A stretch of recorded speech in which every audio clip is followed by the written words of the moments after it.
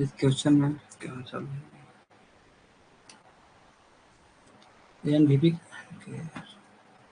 NVP का formula क्या होता है? रो जी एच। ये हाइट जो एच होता है हाइट ऑफ मोटी कॉलम होता है।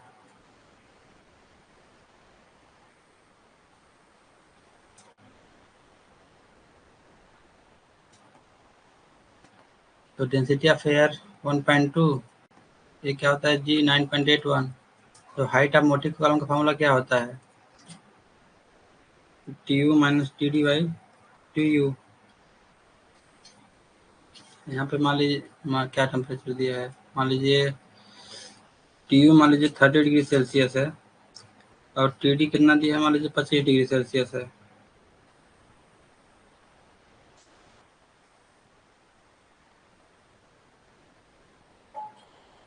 राइट।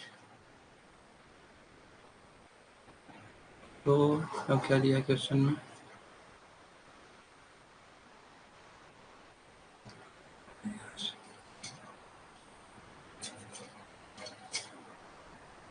अच्छा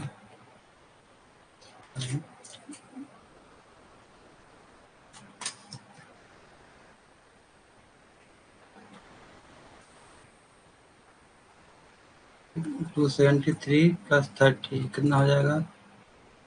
303 डिग्री केल्विन हो जाएगा। कितना दूर? 273 प्लस 25 हो जाएगा 298 केल्विन।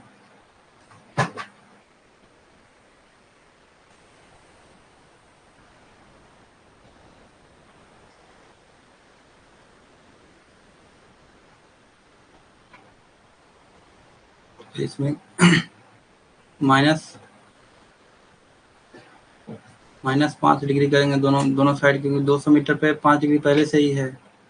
कितना आ जाएगा? 298 आ जाएगा, ये 293 आ जाएगा। ये इसको सॉल्व करेंगे यहाँ पे। टी यू हो जाएगा 298 माइनस 293 बाई 298 इंटू 200। ये वाला वैल्यू यहाँ पे पुट करेंगे, जो भी आएगा वो आपका आंसर होगा इसका।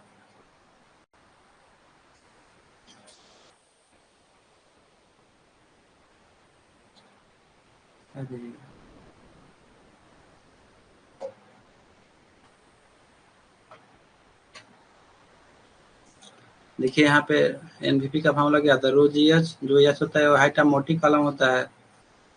ये हाइट ऑफ मोटी कॉलम का फॉर्मूला क्या है? T U minus T D by T U into height. और टी यू मान लीजिए 30 डिग्री सेल्सियस है, उसको केल्विन में पहले चेंज करेंगे 303 आ जाएगा। और टी डी 5 डिग्री सेल्सियस है, उसको केल्विन में चेंज करेंगे 298 आ जाएगा। और 200 मीटर पे 5 डिग्री सेल्सियस पहले से ही है, तो उसको माइनस करके 298 293 आ जाएगा। तो साल जो ये आपका हाइट यस आ जाएगा, हाइट ऑफ मोटी कॉलम। ये जो भी वैल्यू आएगा इसको यहाँ पे पुट करेंगे। 1.2 इंटू 9.81 इंटू जो भी वैल्यू आएगा वो आ जाएगा आपका एनपीपी।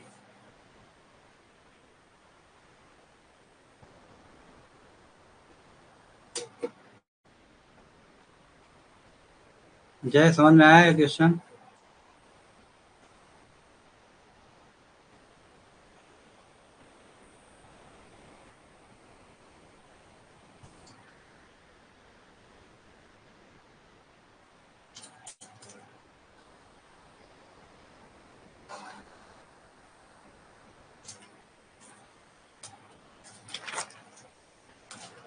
जय, स्क्रीन दिख रहा है नहीं दिख रहा है?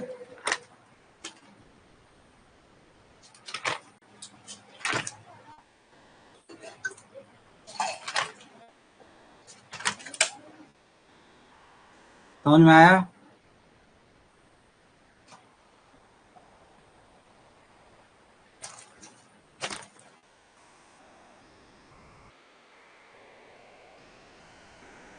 चलिए ठीक, आज का सेशन स्टार्ट करते हैं क्वेश्चन नंबर 15 से।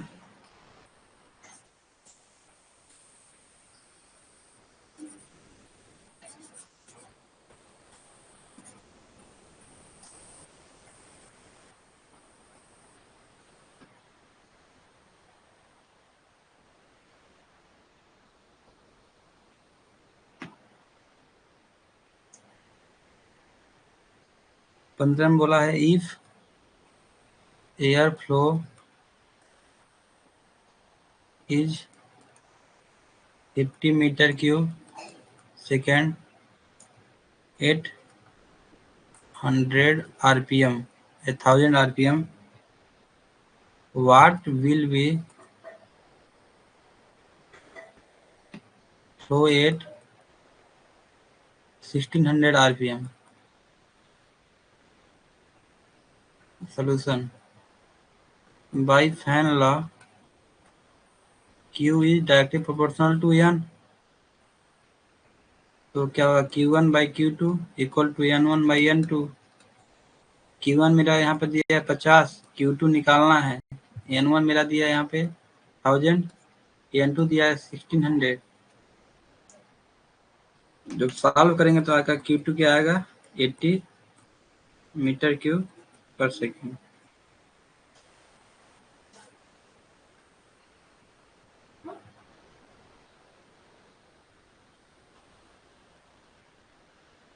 रिपीट करना उसी क्वेश्चन जो आप बोले थे उसको। मैं क्या बताया यार, प्रेशर क्या होता है, रो जी एच होता है।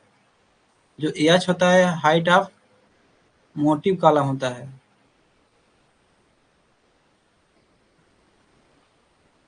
इसका फॉर्मूला पढ़े होंगे आप, T U minus T D by T U into height. ये सब केल्विन में होते हैं। जो मान लीजिए 30 डिग्री सेल्सियस आपका रिटर्न का है तो क्या हो जाएगा 303 आ जाएगा केल्विन में। और 25 डिग्री आप इनटेक का है तो उसका 298 आ जाएगा केल्विन में। 5 डिग्री पहले से ही है 200 मीटर पे, तो उसका क्या होगा यहाँ पे 298 आएगा, ये डिग्री केल्विन में आएगा 293। या जो हाइट दिया है 200, ये वाला वैल्यू यहाँ पुट करेंगे और ये वैल्यू यहाँ पे और नीचे भी 298 ही रखेंगे, इंटू 200 से मल्टीप्लाई करेंगे। इसके बाद रो का वैल्यू पता ही है 1.2, जी का वैल्यू 9.81, और बाकी जो वैल्यू आएगा एच का, इसे इसको करेंगे 298 इंटू माइनस 293 बाई 298 इंटू 200। यही आपका पास्कल में आंसर होगा।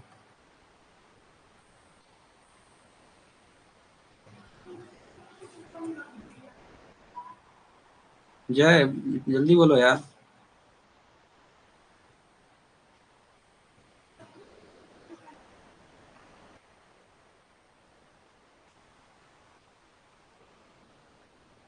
ठीक।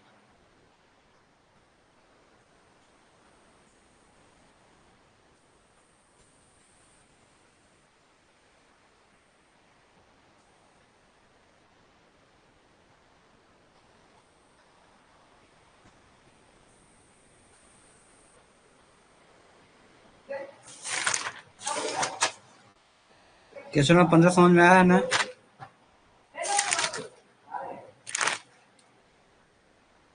चलते हैं क्वेश्चन नंबर 16 की तरफ। क्वेश्चन नंबर 16 में बोला है solve d square by D x square equal to 6x। दिया है इसमें given y 0 equal to 0, y dash 0 equal to 1। तो इसको सॉल्व करना है और दिया है y 0 equal to 0, y dash 0 equal to 1। तो जब इसको एक बार इंटीग्रेट करेंगे तो क्या आएगा, एक बार इंटीग्रेट करेंगे तो एक बार डबल डिफ्रेंशिएशन से सिंगल डिफ्रेंशिएशन में आ जाएगा। तो d Y by D x integration करने पे क्या होता है 6 और x के पावर में 1 है प्लस 1 हो जाएगा तो x स्क्वायर हो जाएगा बाई 2 हो जाएगा। एक कटेगा 3 बचेगा यहाँ पे, तो क्या होगा डी वाई प्लस सी भी होगा ना, d Y by D x equal to 3x square plus सी।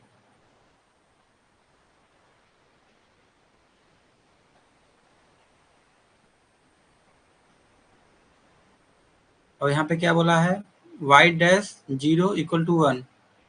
ये वाई डैश का मतलब क्या होता है, d Y by D x होता है। तो यहाँ पे ये वाला वैल्यू किसका किसका होता है, एक्स का वैल्यू होता है।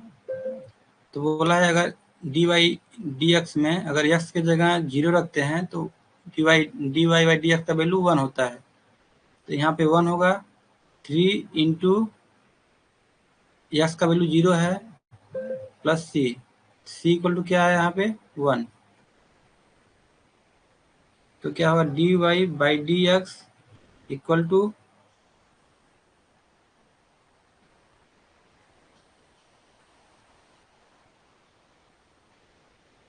यहाँ क्या होगा 3x² प्लस 1। अब फिर एक बार इंटीग्रेट करेंगे इसको, एक बार और इंटीग्रेट करेंगे तो क्या आएगा, y आएगा यहाँ पे इक्वल टू 3x³ बाई 3। इसका इंटीग्रेशन क्या होगा, x होगा प्लस c। अब यहाँ पे क्या बोला है, y 0 इक्वल टू 0, तो मतलब x के जगह पे 0 रखेंगे तो y का वैल्यू 0 होगा। ये इसको 0 करेंगे, x की जगह 0 रखेंगे तो a वाला भी टर्म 0, a भी टर्म 0, तो c का वैल्यू क्या हो जाएगा, 0 हो जाएगा। तो यहाँ से ये कटेगा तो y इक्वल टू क्या होगा, x³ प्लस x।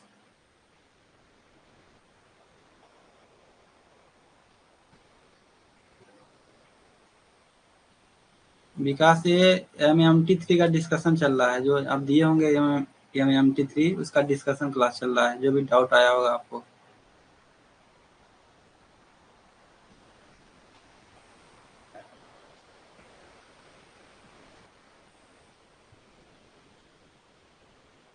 क्वेश्चन 15 और 16 समझ में आ गया कि नहीं आया है,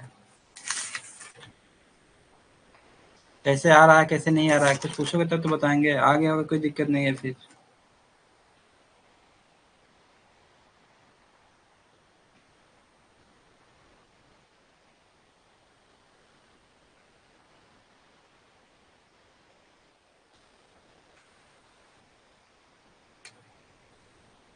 क्वेश्चन नंबर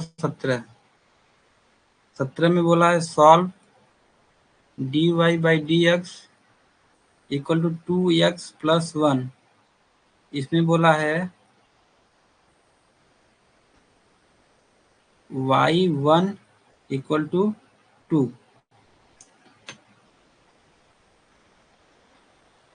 तो इसको ऐसे भी सॉल्व कर सकते हैं, डी वाई को इस पार रखिए और 2x प्लस 1 और डी एक्स को इस साइड लेते आइए।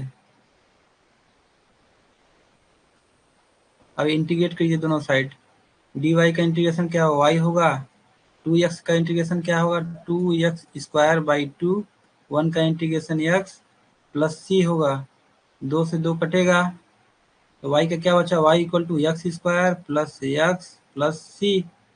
यहाँ पे क्या बोला है, y1 इक्वल टू 2, ये होता है x का वैल्यू, ये होता है y का वैल्यू। तो y 2 आएगा, x 1 आएगा, प्लस 1 प्लस c बराबर क्या आएगा, 0 होगा। तो y इक्वल टू क्या आ गया, x² प्लस x।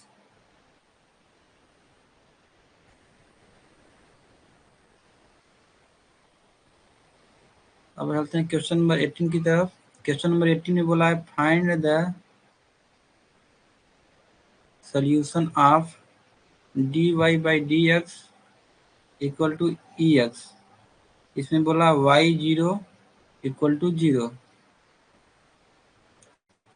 तो इसका क्या होगा, y equal to e x plus c, d y का इंटीग्रेशन y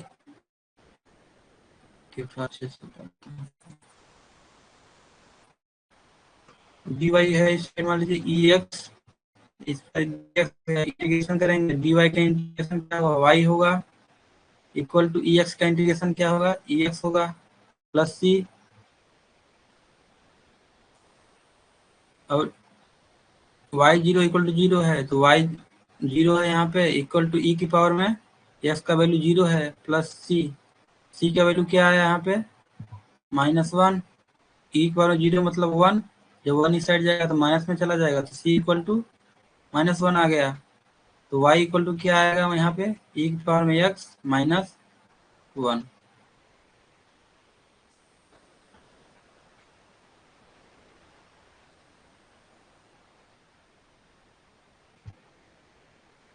समझ में आ रहा है ना?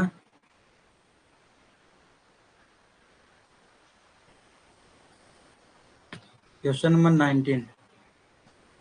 19 में बोला है सॉल्व dy/dx = 4x, गिवन है y0 = 1। तो क्या होगा, dy = 4x dx, ये हो गया y, ये हो गया 4x² + c, यहाँ से कटेगा 2 बचेगा, तो y = क्या आ गया, 2x² + c। और यहाँ पे क्या बोला, y0 = 1, y का वैल्यू 1 है, 2 × 0 + c, तो c का वैल्यू क्या आ गया यहाँ से, 1। अब पुट करेंगे ऊपर में, तो y = क्या आ गया, 2x² + 1।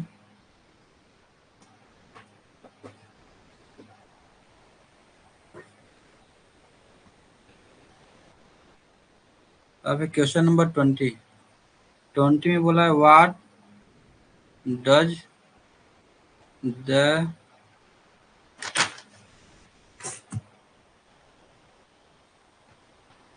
Order of differential equation represent. Option A दिया इसमें, number of constant in the solution. Option B दिया है आपका इसमें, number of derivative of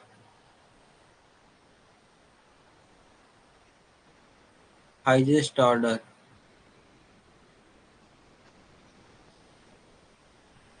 option C दिया है इसमें, नंबर ऑफ वेरिएबल।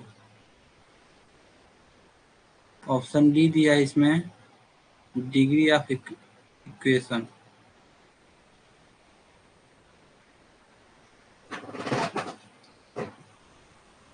तो ऑर्डर का मतलब क्या होता है, highest order of derivative, highest order of derivative. Example मान लीजिए,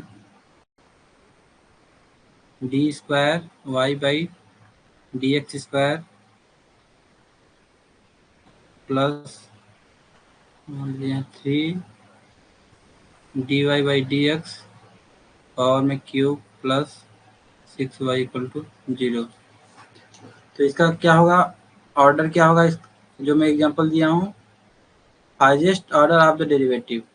डेरिवेटिव ए भी है, लेकिन हाईएस्ट ऑर्डर किसका है, इसका है, क्योंकि ये 2 बार डिफरेंशिएट हुआ है। 2 बार डिफरेंशिएट ऑर्डर हुआ है, मतलब इसका ऑर्डर 2 है। तो क्वेश्चन में क्या बोला, what does the order of differential equation represent.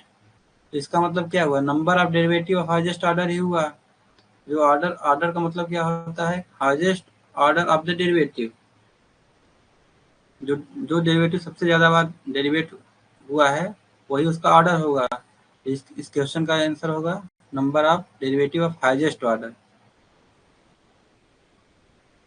Number of derivative मतलब 2 बार डेरिवेट हुआ है, इसका हाईएस्ट ऑर्डर क्या है, 2 है।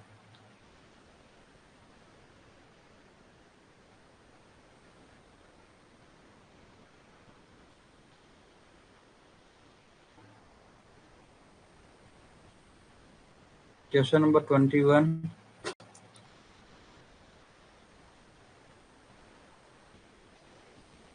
बोला इफ फैन स्पीड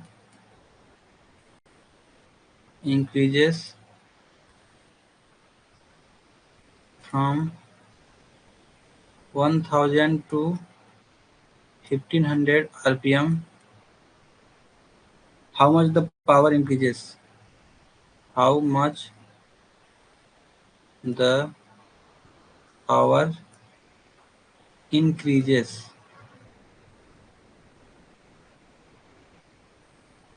तो सोल्यूशन इसका क्या है? पावर जो होता है directly proportional to the N cube. इसमें एन क्यूब कितना बढ़ रहा है?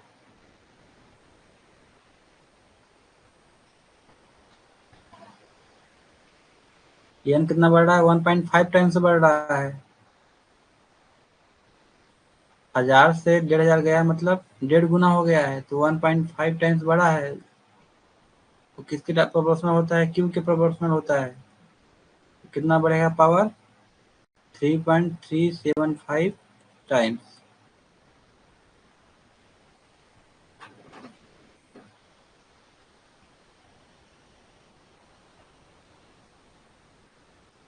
Question number 22।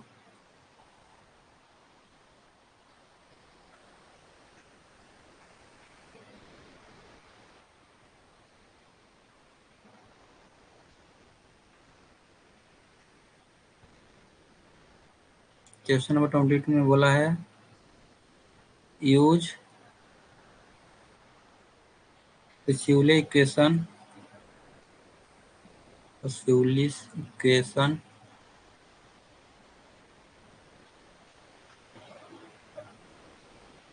इसमें दिया है वेलोसिटी दिया है 1.2 मीटर पर सेकेंड और डायमीटर दिया है 0.3 मीटर, लेंथ दिया 25 मीटर और विस्कोसिटी दिया है आपका 1.8 इंटू 10 की पावर में -5 पास्कल सेकेंड।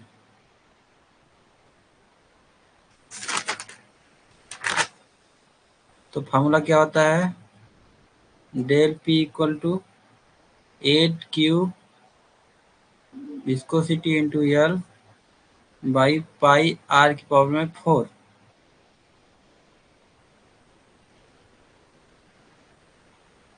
तो क्या हुआ? 8 इंटू क्वान्टिटी क्या होता है? Area into velocity. एरिया क्या होता है? पाई डी स्क्वायर, डी का मतलब 0.3 का स्क्वायर बाई 4। एरिया हो गया इंटू वेलोसिटी कितना दिया है यहाँ पे? 1.2 इंटू विस्कोसिटी कितना दिया है यहाँ पे? 1.8 इंटू 10 की पावर -5 इंटू लेंथ दिया है 25 मीटर इंटू यहाँ पे नीचे दिया है पाई इंटू आर के पावर में 4। आर के पावर 4 मतलब डी बाई टू कर सकते हैं। डी बाई टू की पावर में 4, 0.3 की पावर में 4 और जो नीचे आएगा 2 की पावर में 4। इसको ऊपर ले जाएंगे तो क्या होगा? ऊपर इंटू 16 लिख सकते हैं इसकी जगह पे। इसको हटा देते हैं यहाँ से। तो डेल पी क्या आएगा यहाँ पे? 0.192 पास्कल।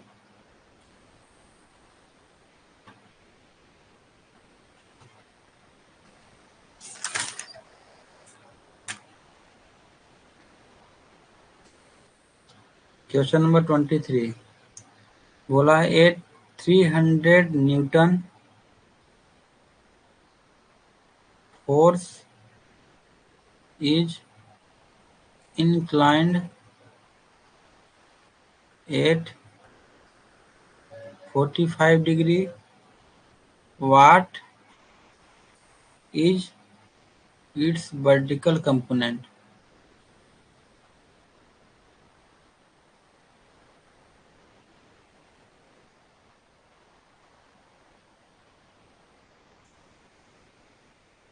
मान लीजिए 45 डिग्री पे क्या 300 न्यूटन का फोर्स लग रहा है, लेकिन क्वेश्चन में क्या बोला है? इसका वर्टिकल कंपोनेंट कितना होगा? तो जो भी इंक्लाइन फोर्सेस रहते हैं वो दो पार्ट में बढ़ते हैं, एक हॉरिजॉन्टल कंपोनेंट, एक वर्टिकल कंपोनेंट। जिस कंपोनेंट के साथ एंगल लगा रहता है उसको कास के साथ रिप्रेजेंट करते हैं। तो 300 इंटू कॉस 45 ये होगा, ये हो जाएगा हॉरिजॉन्टल कंपोनेंट। क्वेश्चन में क्या निकालने के लिए बोला है, वर्टिकल कंपोनेंट। तो जिसके साथ एंगल नहीं लगा रहेगा उसको क्या बोलते हैं, वो साइन के साथ रिप्रेजेंट करेंगे। तो 300 इंटू साइन 45, तो मेरा आंसर क्या होगा इसका, वर्टिकल कंपोनेंट बोला है तो वर्टिकल कंपोनेंट क्या होगा, 300 इंटू साइन 45 डिग्री। जब इसको सॉल्व करेंगे तो क्या आएगा, 212.1 न्यूटन। अब चलते हैं क्वेश्चन नंबर 24 की तरफ। इसमें बोल रहा है कैलकुलेट द टिप वेलोसिटी, या स्पीड भी बोल सकते हो इसको, of a fan with diameter of 1.3 metre,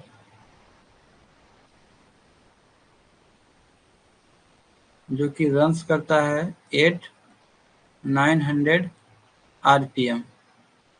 का सॉल्यूशन क्या होता है, ब्लेड टिप स्पीड या टिप वेलोसिटी कुछ, इसको टेंजेंशियल भी बोलते हैं, पेरिफेरल भी बोलते हैं। इसको याद रखिएगा, मैं लिखवाया हूँ पिछले जो मैं सेशन लिया था पिछला। v equal to pi D N by 60। D यहाँ पे कितना दिया है 1.3 metre, into number of rotation कितना दिया है 900 बाई 60 करेंगे इसको। जब इसका सॉल्व करेंगे कितना आएगा इसका, 61.26 मीटर पर सेकेंड।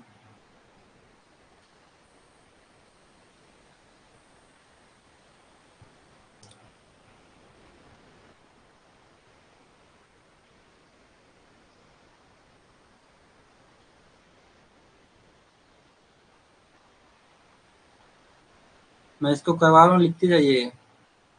अगर एग्जाम नहीं दिए होंगे तो नहीं मिलेगा इसका, एग्जाम दिए होंगे तो मिल जाएगा, नहीं दिए होंगे तो नहीं मिलेगा इसका। इसलिए मैं क्वेश्चन लिखवा रहा हूँ, लिखते जाइए साथ में, क्वेश्चन लिखते जाइए और आंसर इसका सोल्यूशन लिखते जाइए साथ में। मैं लिखवा क्यों रहा हूँ, इसीलिए तो लिखवा रहा हूँ, सामने लिखते जाइए जो नहीं समझ में आ रहा है।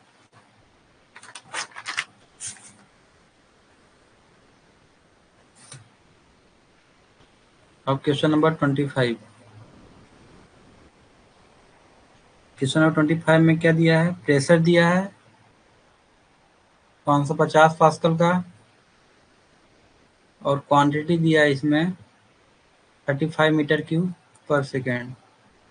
अब बोला है calculate static air power solution. Air power equal to क्या होता है, प्रेशर इंटू क्वांटिटी। प्रेशर दिया है इसमें 550 पास्कल का इंटू 35 क्वांटिटी दिया है। जो इसको सॉल्व करेंगे तो मेरा कितना आ जाएगा, 19250 वाट।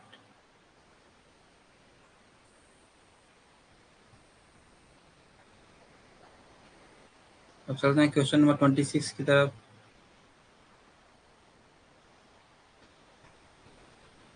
What is the significance of an shut off point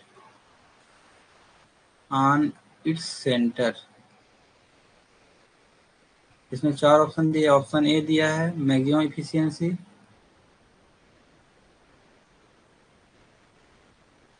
option B दिया है आपका इसमें max volume flow,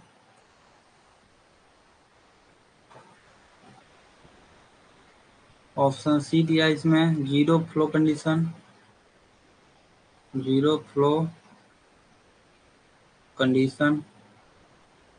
option D क्या है, ऑपरेटिंग पॉइंट।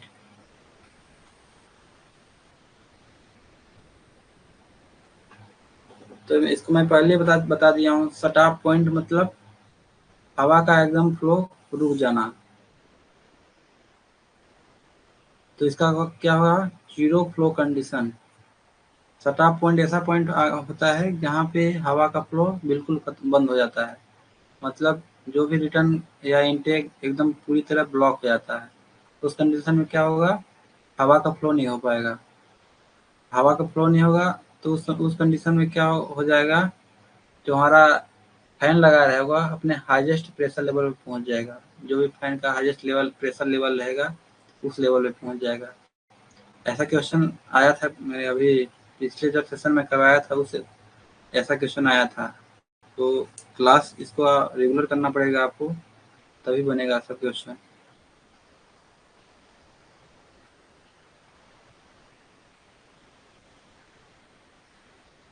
इसको लिखते जाइए, इम्पोर्टेंट है सब question.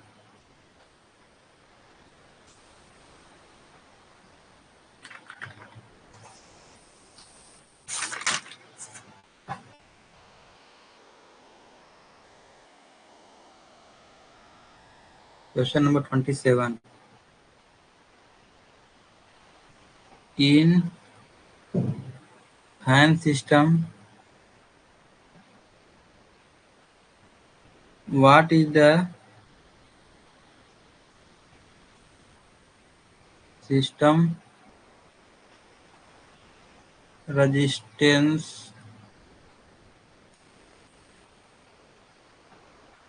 primarily depends on।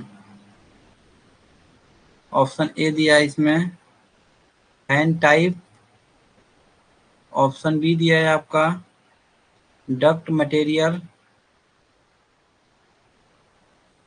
Option C दिया है इसमें एयर टेम्परेचर, ऑप्शन डी दिया है आपका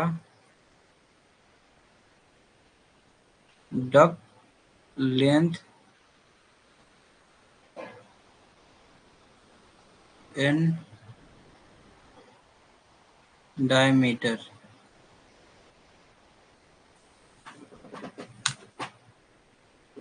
क्या बोला इसमें, in fan system what is the system resistance primarily depends on. System का मतलब क्या होता है, जो हमारी माइंस चल रही है उसका रेजिस्टेंस किस पे प्राइमरली डिपेंड करता है। तो आप पढ़े होंगे एटकिंसन इक्वेशन में,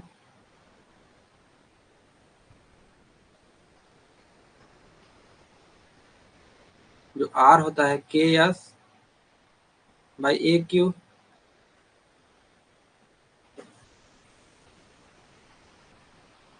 तो एस क्या होता है, रबिंग सरफेस होता है।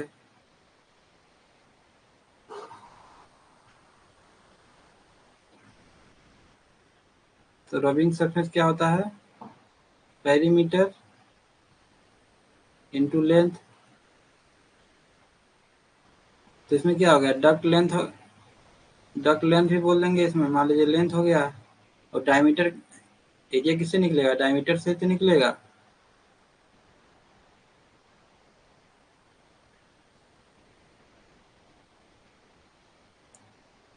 तो ना पाई डी स्क्वायर बाई 4। तो इसका जो क्या होगा, जो प्राइमरी रेजिस्टेंस से निर्भर करता है सिस्टम का, डक्ट लेंथ और उसके डायमीटर पर निर्भर करता है। तो इसका करेक्ट आंसर क्या होगा, डक्ट लेंथ एंड डायमीटर। इसमें आपका अगर एटकिंसन इक्वेशन अच्छे से पढ़े हैं तो ज़्यादा दिक्कत होगी नहीं इस क्वेश्चन में। तो क्वेश्चन पढ़ते ही आपको समझ में आ जाएगा, डक्ट लेंथ और डायमीटर पर निर्भर करता है, प्राइमरी डिपेंड करता है। बाकी तो और मटेरियल पर निर्भर करेगा, लेकिन जो प्राइमरी डिपेंड करेगा वो डक्ट लेंथ एंड डायमीटर पर निर्भर करेगा। तो question number 28,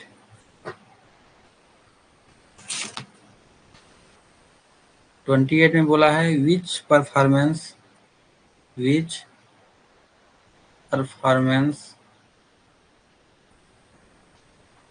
curve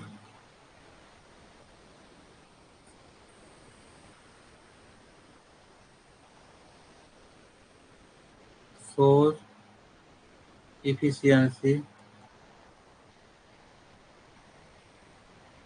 variation with respect to air flow.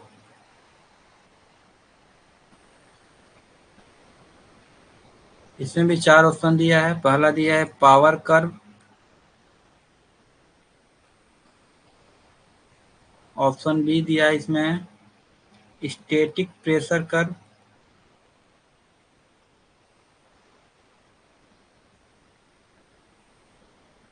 Option C दिया है आपका इसमें कैरेक्टरिस्टिक कर्व,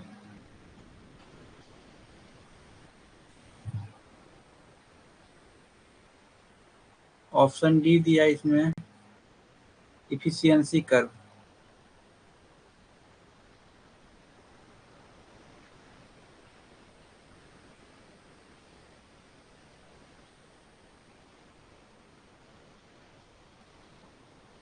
तो जो पावर कर्व होता है वो किसके बीच में होगा दिख रहा है? पावर के रिलेशन में है।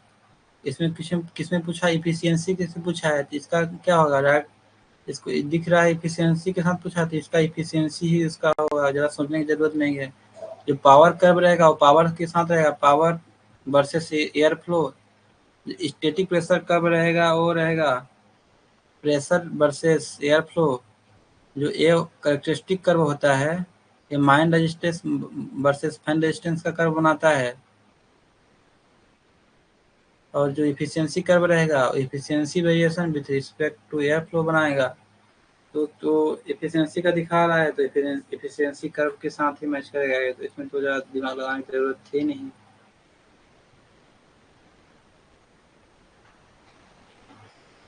आप लोग टेस्ट दीजिएगा रेगुलर, टेस्ट नहीं देंगे तो कुछ नहीं होगा पढ़ने से।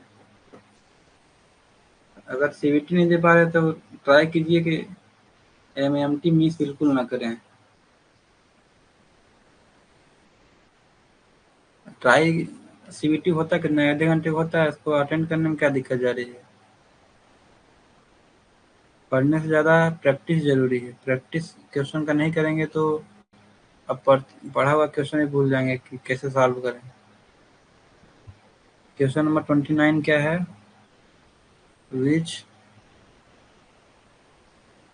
Fan type is best suited for long duct system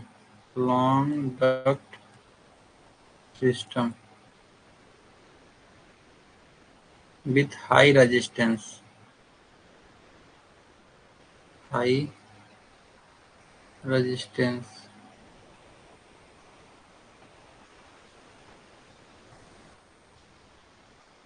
option A क्या है?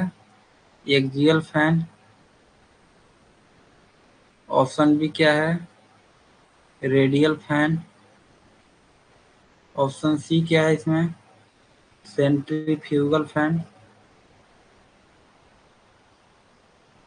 ऑप्शन डी है mixed flow fan. Mixed flow fan.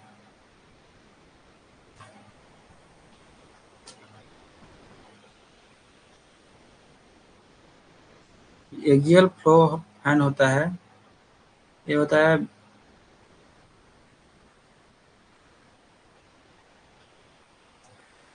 High air flow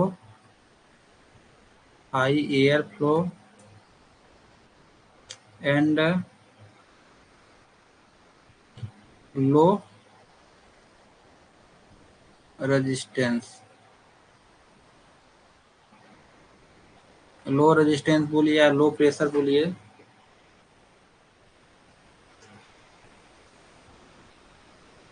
जो ये रेडियल फैन होता है इसका ही सब टाइप है सेंट्रीफ्यूगल फैन का, बट क्या होता है ये सब टाइप होता है, लेकिन क्या होता है लेस इफिशियंट होता है। एक क्या होता है मॉडरेट के लिए होता है। मॉडरेट का मतलब मॉडरेट हवा फ्लो करेगा, मॉडरेट प्रेशर के लिए, मॉडरेट रेजिस्टेंस के लिए मिक्स्ड फ्लो फैन लगाएंगे। लेकिन सेंट्रीफ्यूगल फैन कहाँ यूज करेंगे? जहाँ हाई रेजिस्टेंस रहेगा। हाई रेजिस्टेंस का मतलब जहाँ पे मेरे को ज़्यादा प्रेशर की ज़रूरत रहेगी। तो इसका करेक्ट आंसर क्या होगा? Centrifugal fan. सेंट्रीफ्यूगल फैन मैं बहुत बार बता चुका हूँ कि ये क्या करता है, इसको हवा एक साइड से दूसरे साइड भेजने में के लिए क्या ज़रूरत है? बहुत ज़्यादा प्रेशर क्रिएट करने की ज़रूरत है, क्योंकि इसमें क्या है, सेंट्रीफ्यूगल फोर्स के कारण हवा बाहर जाएगी। जैसे हवा यहाँ से घुसेगा तो एक बार सेंट्रीफ्यूगल फोर्स के कारण पूरा एक राउंड मारेगा, फिर बाहर निकालेगा। तो इसमें क्या होता है, ज़्यादा प्रेशर लगाना पड़ता है। तो ज़्यादा प्रेशर का मतलब क्या है? ज़्यादा ज़्यादा एरिया में घूम रहा है, ज़्यादा लेंथ में घूम रहा है, मतलब यहाँ पर रेजिस्टेंस भी ज़्यादा लग रहा है। ज़्यादा रेजिस्टेंस लगेगा तो ज़्यादा प्रेशर लगेगा। तो क्वेश्चन में वही बोला है, best suited for long duct system with high resistance. तो इसका जो करेक्ट आंसर होगा सेंट्रीफ्यूगल फैन।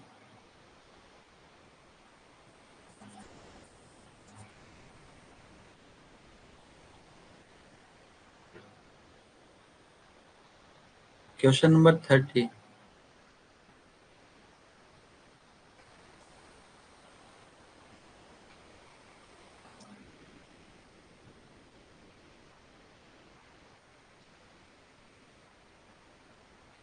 कैरेक्टरिस्टिक कर्व तो सभी को दिखाता है सर।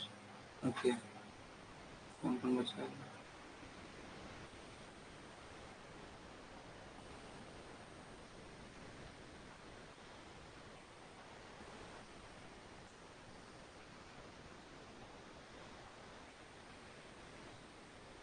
ये सभी को नहीं दिखाता है भाई कैरेक्टरिस्टिक कर्व। कहाँ पर ले सभी को दिखाता है? एफिशिएंसी सब सब कुछ थोड़ी दिखाता है। जितना कर्व क्यों बने हैं?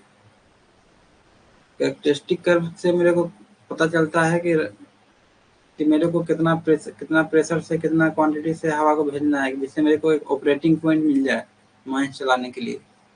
उस ऑपरेटिंग पॉइंट से अगर प्रेशर क्वांटिटी कम जा रहा है तो माइंस चलाने में मेरे को दिक्कत होगी, ज़्यादा हीट जनरेट होगा। तो एक कैरेक्टरिस्टिक कर्व से मेरे को एक ऑपरेटिंग पॉइंट मिलता है। जैसे आप पढ़े होंगे तो एक कर्व बनता है ऐसे कुछ, अच्छे से कर्व तो मेरे को याद नहीं, ऐसे कर्व बनेगा कुछ, एक फैन का कर्व बनेगा, एक माइंस का कर्व बनेगा, तो एक ऑपरेटिंग पॉइंट मिलेगा। इसी यही होता है कैरेक्टरिस्टिक कर्व। इससे आपको efficiency, power curve, static curve सब कुछ नहीं मिलता है इसमें। ये कहाँ से पढ़ लिए?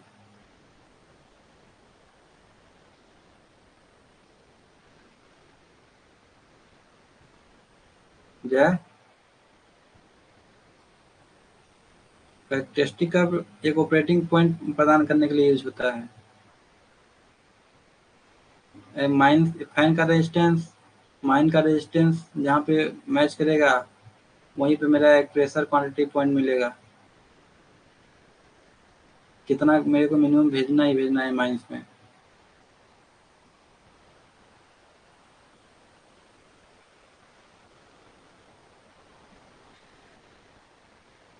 अब तो उसने क्वेश्चन नंबर 30 की तरफ, what is the main purpose of dumpers in A ventilation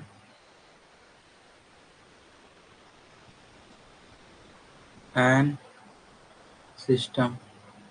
इसमें चार ऑप्शन दिया है। इंक्रीज पावर,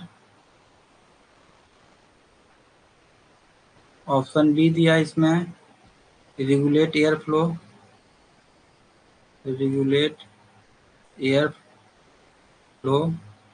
ऑप्शन सी दिया है increase pressure, pressure. Option D दिया है इसमें लुब्रिकेट फैन ब्लेड। मैं इसका पूरा पीडीएफ एकदम ग्रुप में भेजा हूँ, उसको पढ़िएगा आप लोग। इसका जो आंसर क्या होगा, रेगुलेट एयर फ्लो। एक डैम्पर क्या होता है, एडजस्टेबल ब्लेड होता है, या इसको बाउल भी बोल सकते हैं, जो कि डक्ट में इंस्टॉल होता है। इसका यूज क्यों करते हैं? Control air flow rate, balance distribution, isolate section. ठीक, तो डंपर का मेन काम क्या है? रेगुलेट करना एयर फ्लो को। तो मान लीजिए दो सेक्शन, मान लीजिए सेक्शन हो गए आपके, तो यहाँ पे मान लीजिए डैम्पर लगा दिए, थोड़ा सा खोल देंगे तो हवा इस साइड जाएगा, बंद कर देंगे तो हवा नहीं जाएगा, इधर से आ जाएगा कहीं से। तो उसका क्या होता है? कंट्रोल करना या रेगुलेट करना एयर फ्लो को। या ड्राइवर बंद कर देंगे तो क्या होगा? पहले मेरा आइसोलेट हो जाएगा। तो टेम्पर का जो भी टेम्पर लगा रहता है उसका मेन काम क्या है? कंट्रोल करना एयर फ्लो रेट को। अब मेरे को अगर बैलेंस करना है एयर फ्लो को, दोनों दो सेक्शन या तीन सेक्शन चला रहे हैं, तो उस समय यूज करेंगे डैम्पर को। या तो मेरे को किसी पैनल को आइसोलेट करना है तो उस समय यूज कर सकते हैं टेम्परेली। तो डंपर का मेन काम क्या होता है? रेगुलेट करना एयर फ्लो को।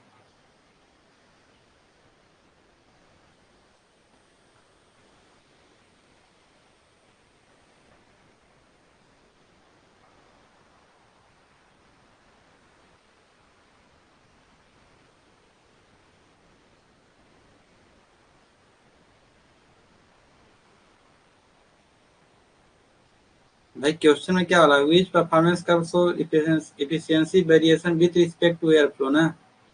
एयर फ्लो के रिस्पेक्ट में एफिशिएंसी का वेरिएशन कौन सा कर्व शो करेगा? एफिशिएंसी कर्व ही तो शो करेगा इसमें। जब क्वेश्चन में बोला efficiency curve with respect to air flow, तो एफिशिएंसी कर्व ही शो करेगा ना, एफिशिएंसी बोला है तो।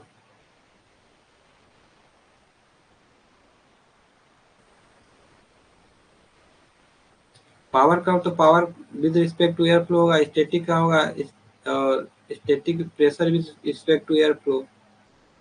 ये जो कैरेक्टरिस्टिक कर्व होता है रेजिस्टेंस, वो क्या होता है? सिस्टम रेजिस्टेंस कर्व उसको बोल सकते हैं आप। इसको बोल सकते हैं सिस्टम रेजिस्टेंस कर्व।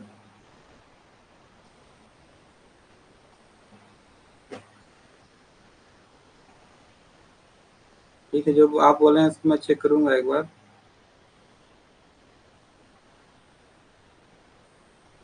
मैं जो पीडीएफ भेजा हूँ डंपर के बारे में उसको पढ़िएगा अच्छा, और ज़्यादा 2 पेज का ही है। उसमें टाइप ऑफ डंपर्स भी सब चीज़ है, उसका मेन फंक्शन क्या है, सब चीज़ मैं उसको फंक्शन तो बता दिया हूँ, लेकिन एक बार उसको अच्छे से देख लीजिए आप।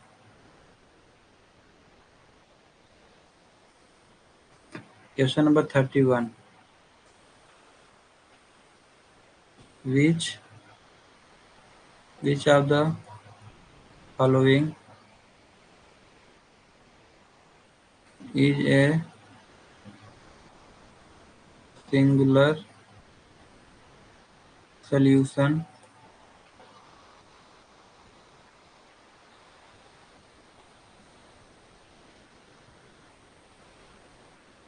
of dy by dx whole square equal to 4y?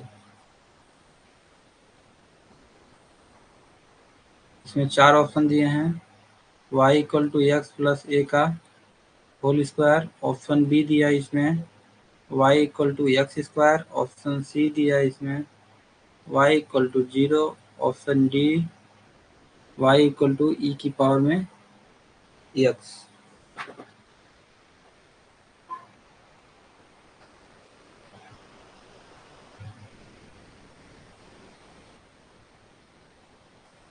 तो इसका सॉल्यूशन करते हैं। Take the square root both side. जो आपका ये फंक्शन है इसमें क्या करेंगे? दोनों साइड स्क्वायर रूट लेंगे तो क्या होगा? ये D Y by D X, तो ये क्या हो जाएगा? Plus minus 2 root Y. इसको प्लस माइनस लिखते क्यों लिखते पता है ना? -2 का स्क्वायर करेंगे फिर भी 4 आएगा, +2 का स्क्वायर करेंगे फिर भी 2 आएगा, तो इसलिए प्लस माइनस 2 लिखते हैं यहाँ पे। फिर क्या करेंगे? इसको हम वेरिएबल सेपरेशन करेंगे।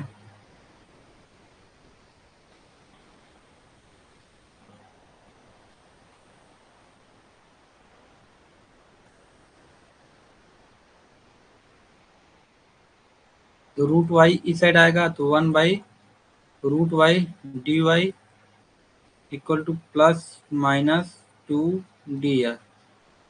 अब क्या करेंगे, इंटीग्रेट करेंगे दोनों साइड, तो ये क्या हो जाएगा 2√y equal to plus minus 2x plus c।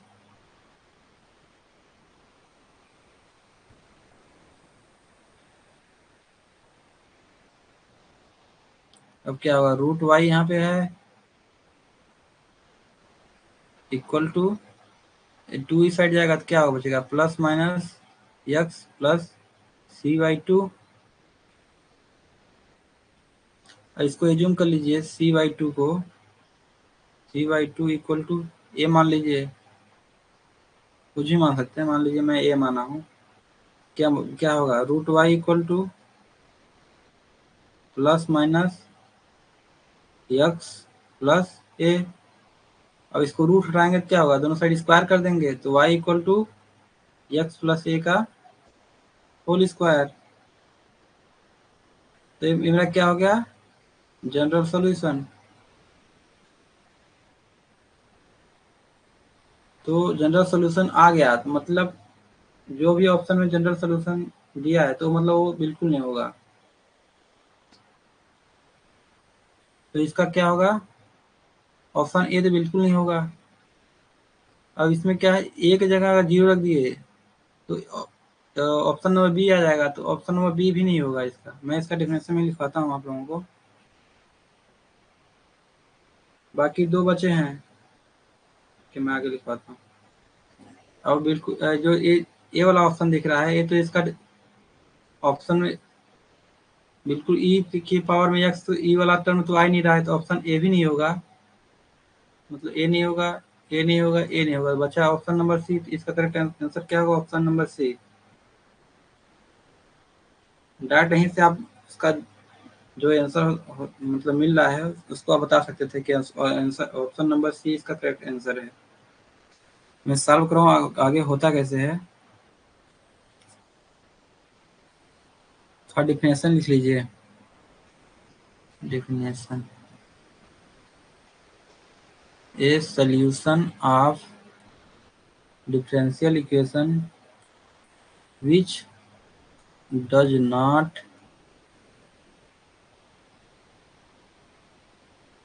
contain any arbitrary constant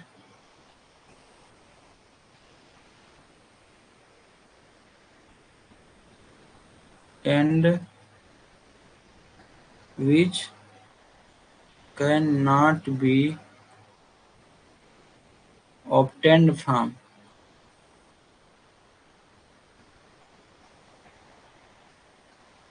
general solution of differential equation by assigning a particular value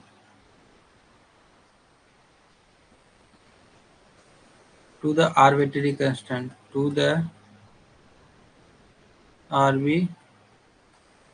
constant of such solution is called singular solution।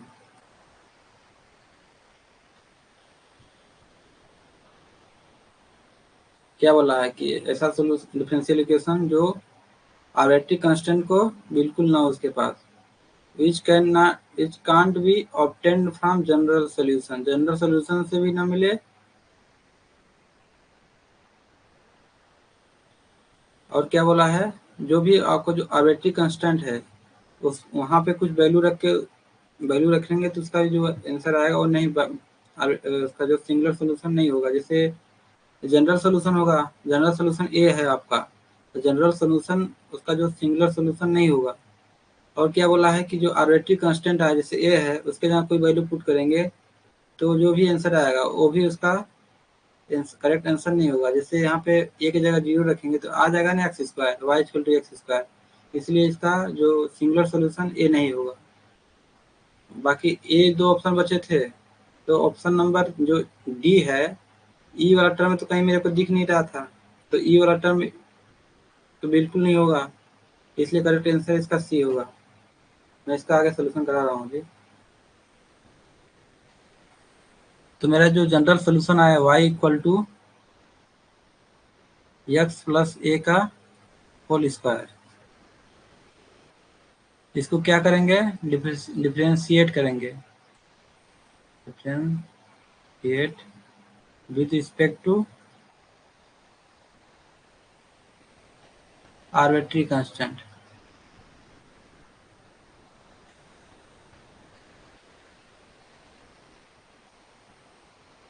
तो क्या हुआ, d Y by d a equal to 2x plus a, इसके equal to क्या रखना है, 0 रखना है। तो यहाँ से मेरा क्या आ जाएगा, ए इक्वल टू माइनस एक्स।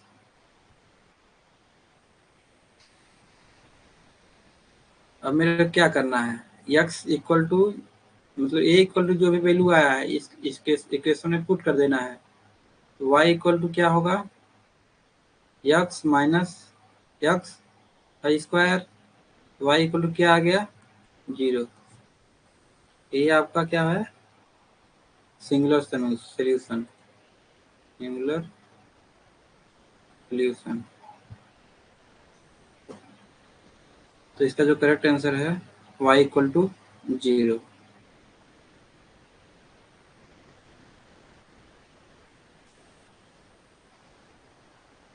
जय, समझ में आया क्वेश्चन नंबर क्या बोलते हैं इसको, 31?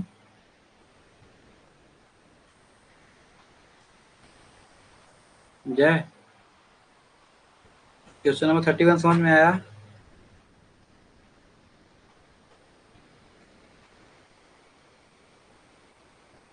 चलिए ठीक।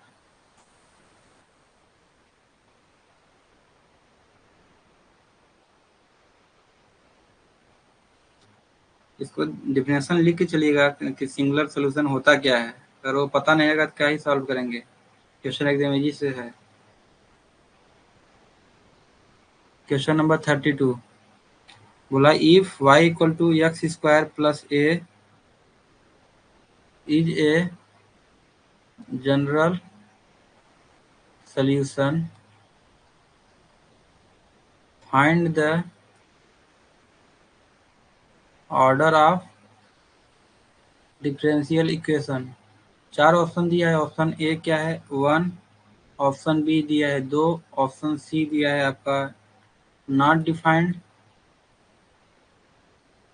ऑप्शन डी दिया है आपका 3। जय, इसका आंसर बताना। जय, क्या आंसर होगा क्वेश्चन नंबर 32 का? बोला if y equal to x square plus A is a general solution, find the order of differential equation. 4 option दिया है, ऑप्शन ए का 1, option B 2, option C not defined, option D 3। इसका correct answer क्या होगा जय, reply करो। जय,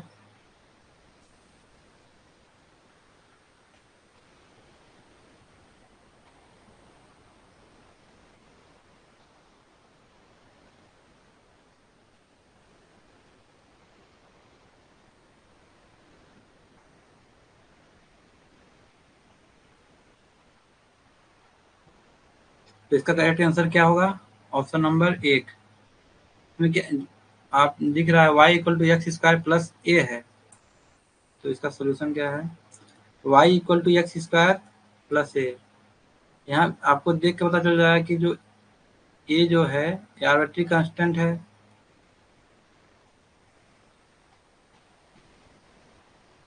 तो इंटीग्रेशन में क्या होता है, जब एक बार इंटीग्रेट करेंगे तो क्या होगा, एक कांस्टेंट आएगा। तो मतलब ये जो इक्वेशन है, ये भी जो मेरा जनरल सोल्यूशन बना है, मतलब एक बार इंटीग्रेट हो चुका है, एक बार इंटीग्रेट हो चुका है मतलब कि उसका जो ये जो रहा होगा डी, वो रहा होगा D Y by D X के फॉर्म में, तो क्या होगा, एक बार डिफरेंशिएशन मतलब उसका ऑर्डर क्या है, एक है। अगर ही डिफरेंशिएशन 2 बार हो गया तो उसका ऑर्डर क्या है, 2 है। ये जो जो क्वेश्चन करवाए थे 31 में, उसी वही सेम क्वेश्चन है। दिखाता हूँ, क्वेश्चन नंबर 32 में करवाए थे ना, 31 में d Y by D x का whole square equal to 4y, इसी का जनरल सोल्यूशन क्या मिला है, y equal to x plus a का होल स्क्वायर।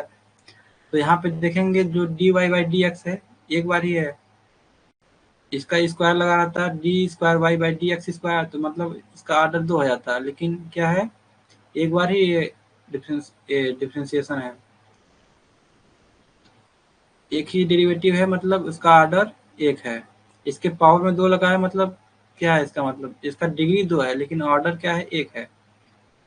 जितनी बार डिफरेंशिएट रहेगा उसका उतना ऑर्डर रहेगा, और जो हाईएस्ट ऑर्डर रहेगा जिस फंक्शन का, वही उसी के पावर में जो भी लगा रहेगा वही इसका डिग्री होगा।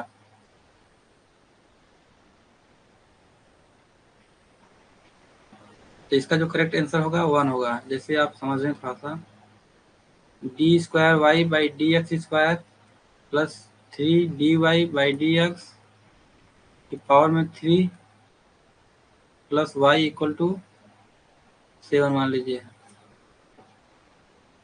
तो यहाँ पे देखेंगे जो इसका ऑर्डर होगा वो 2 होगा।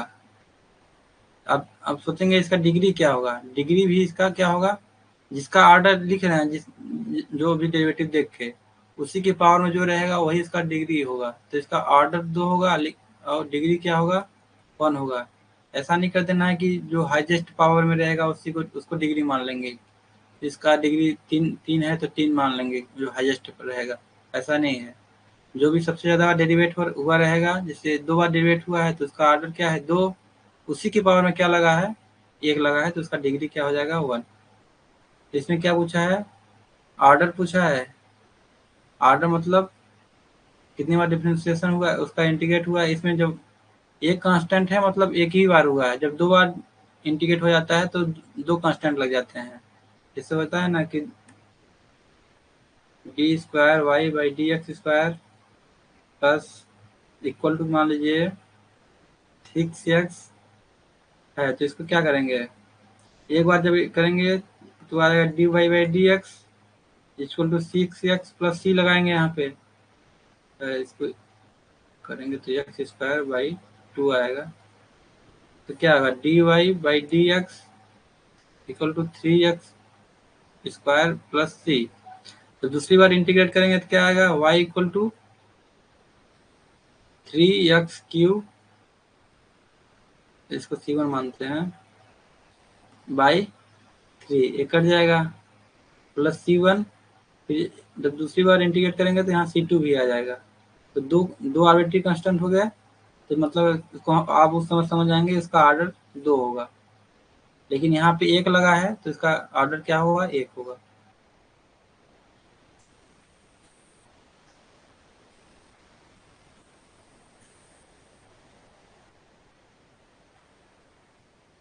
समझ में आया जाए।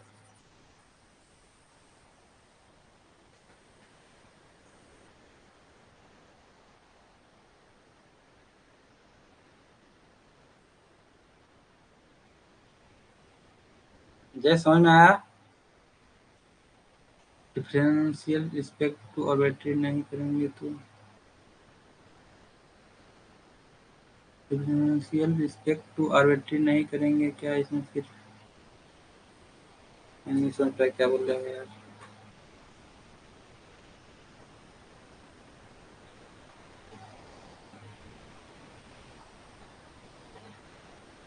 Differentiation with respect to arbitrary कहाँ से होता है, आर्बिट्री तो उसके रिस्पेक्ट में थोड़ी करते हैं भाई, वो तो सिंगुलर का जो निकाले थे हम, सिंगुलर है या नहीं है उसको निकालने के लिए तो आर्बिट्री के लिए किए थे हम ना, कि आर्बिट्री का वैल्यू आ जाए। यहाँ पे जो मैं किया हूँ solve with respect to arbitrary, वो क्यों किया हूँ, क्योंकि मेरे को आर्बिट्री का वैल्यू चाहिए था। यहाँ पे जो मैं किया हूँ विद रिस्पेक्ट टू आर्बिट्री, वो इसलिए किया हूँ कि मेरे को जो आर्बिट्री कांस्टेंट है इसका मेरे को वैल्यू चाहिए था, तो यहाँ पे वैल्यू क्या है, एक्स आया, इसीलिए तो मैं इसको विद रिस्पेक्ट टू आर्बिट्री किया था। हर जगह नहीं होता है ना वो।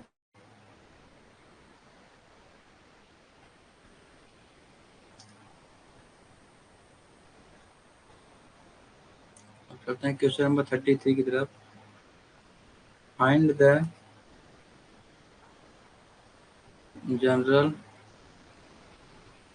Solution of dy by dx equal to -2y।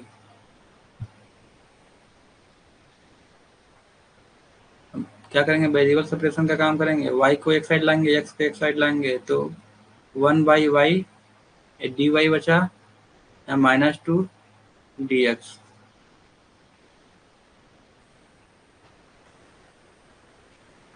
तो इसका इंटीग्रेशन करेंगे,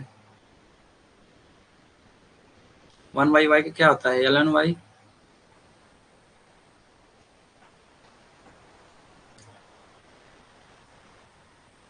इक्वल टू माइनस dx क्या होगा, यहाँ 1 है तो 1 का इंटीग्रेशन x होता है,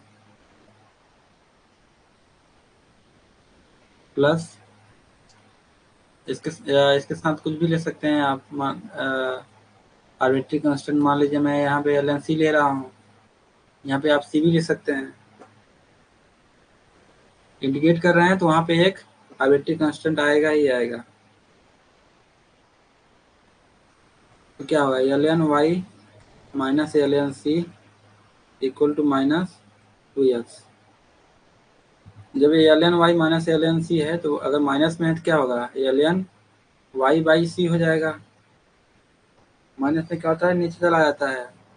डिवाइड में अगर यहाँ पे मल्टीप्लाई होता है, मान लीजिए प्लस होता है तो क्या होता है, मल्टीप्लाई में हो जाता है। तो क्या होगा, -2x।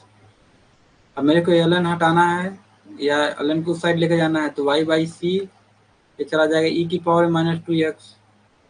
तो y इक्वल टू क्या होगा, c e की पावर में -2x।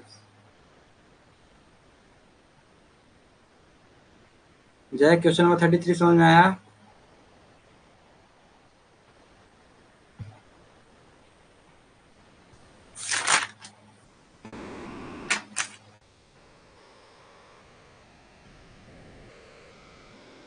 करते हैं क्वेश्चन नंबर 34 और आज का लास्ट क्वेश्चन रहेगा ये। Evaluate a dot a into B if a equal to i plus j plus k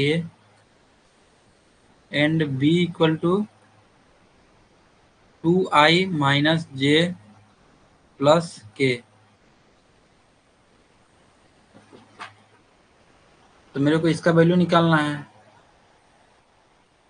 तो ऑप्शन, इसमें 4 ऑप्शन दिया है। ऑप्शन ए दिया है आपका 0, ऑप्शन बी दिया है इसमें 2, ऑप्शन सी दिया है 1, ऑप्शन डी दिया है आपका 3।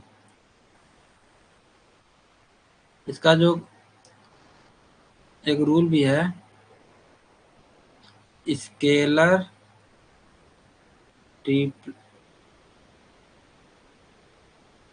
Triplet product a dot a into B is always 0। इसका करेक्ट आंसर क्या होगा, 0। इसमें प्रूफ करके दिखाता हूँ अभी। यहाँ पे क्रॉस प्रोडक्ट बोला है, मतलब इसको मैट्रिक्स के फॉर्म में सॉल्व करेंगे। तो मान लीजिए a क्रॉस b, तो i j के ऊपर लिखते हैं। इनके साथ जो कांस्टेंट टर्म रहेगा ऊपर लिखेंगे, क्या है, 1 1 1। इसके साथ क्या है, 2 -1 1। मैट्रिक्स पढ़ेंगे तो पता होगा। यहाँ पे आई वाला टर्म क्या होगा, कॉमन करते हैं इसको, ए वाला इसको क्रॉस करेंगे, इसको क्रॉस करेंगे, तो 1 इंटू 1 और फिर -1 इंटू -1, तो क्या होगा, +1 हो जाएगा यहाँ पे। फिर इसके बाद क्या करते हैं माइनस जे, फिर ए वाला क्रॉस करेंगे, ए वाला क्रॉस करेंगे तो क्या बचेगा 1 इंटू 1, 2 इंटू 1 होगा -2 प्लस के। अब के लिए क्या करेंगे, इसको क्रॉस करेंगे, इसको क्रॉस करेंगे, 1 इंटू -1 क्या होगा -1 इंटू 1 हो जाएगा -2। क्या हो जाएगा यहाँ पे 2i प्लस 1 -2 क्या होगा -1 इंटू -1 +1 हो जाएगा, फिर प्लस जे हो जाएगा, यहाँ पे क्या होगा -3। मेरे को क्रॉस प्रोडक्ट मिल गया ए। अब मेरे को क्या करना है, डॉट प्रोडक्ट करना है ए के साथ।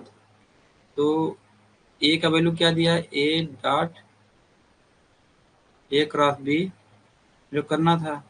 तो ए कितना दिया है, आई प्लस जे प्लस के, इसका डॉट प्रोडक्ट करेंगे, ये क्रॉस प्रोडक्ट के ए और बी का क्या दिया आया है 2i प्लस जे -3 के। क्या होगा जब इसमें क्या होता है, क्या बोलते हैं इसको, डॉट प्रोडक्ट में आई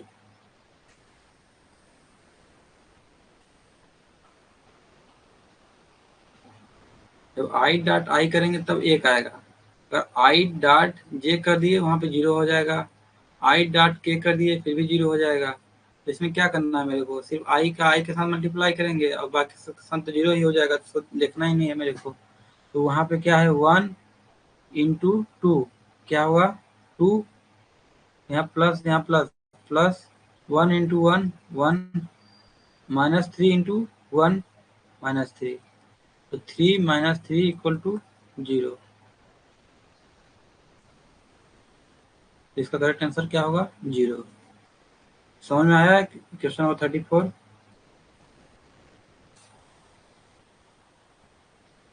जय, क्वेश्चन नंबर 34 समझ में आया? जल्दी रिप्लाई करो।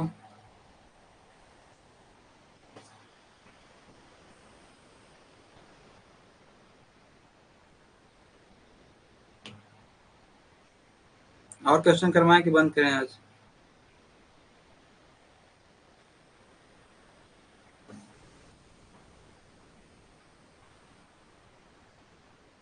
चलिए ठीक है, समझ में आ रहा है ना?